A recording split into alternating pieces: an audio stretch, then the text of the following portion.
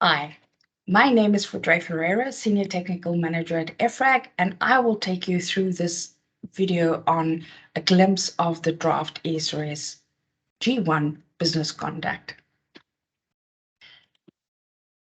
Firstly, I want to start with the definition of business conduct or business conduct matters as was set out in paragraph 2 of the standard. So what do we mean by business conduct and business conduct matters that is covered by the topics in the standard? So business conduct can be a wide range of behaviors, and generally we mean it in the context of supporting transparent and sustainable business practices, and obviously to the benefit of all stakeholders. CSRD has asked us to cover corporate culture, corruption and bribery, the engagement of the undertaking to exert its political influence, including lobbying, the protection of whistleblowers, animal welfare, and payment practices. It also talks about the management of relationships with customers, suppliers, as well as affected communities. The other two aspects of these relationships are covered by the social standards. So in governance, we only talk a bit about the management of the relationship with suppliers. So how are the disclosure requirements organized? We follow the same practice throughout the draft ESRS standards. So firstly, we have those disclosure requirements related to ESRS 2 on general disclosures. In the case of G1, we have additional requirements around Gov1 and IRO1. So we ask for a bit more information about the role of the administrative, management, and supervisory bodies, as well as the process, how you determine your material IROs, which are impacts, risk, and opportunities.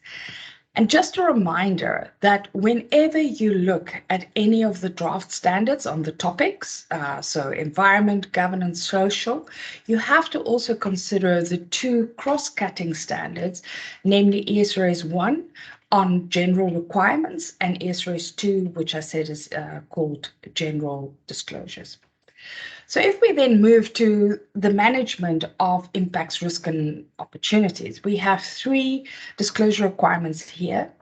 We have the one on corporate culture and the business conduct policies, and you will see here that we have some specific requirements from the SFDR regulation, which helps financial institutions meet their obligations. So we were asked by CSRD to include these data points.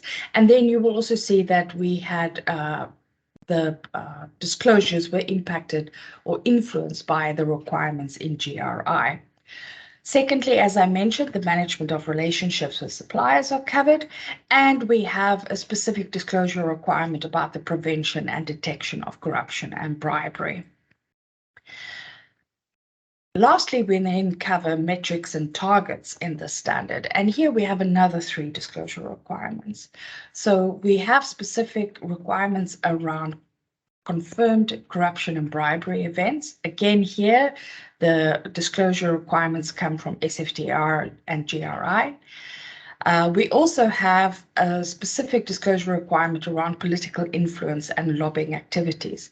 So the section on political contributions come from GRI, but the section on lobbying activities, because that hasn't been governed before by other standards, this is something that we have developed ourselves here in EFRAG. Lastly, we have something about payment practices. And here we are looking at how long it takes you to pay suppliers.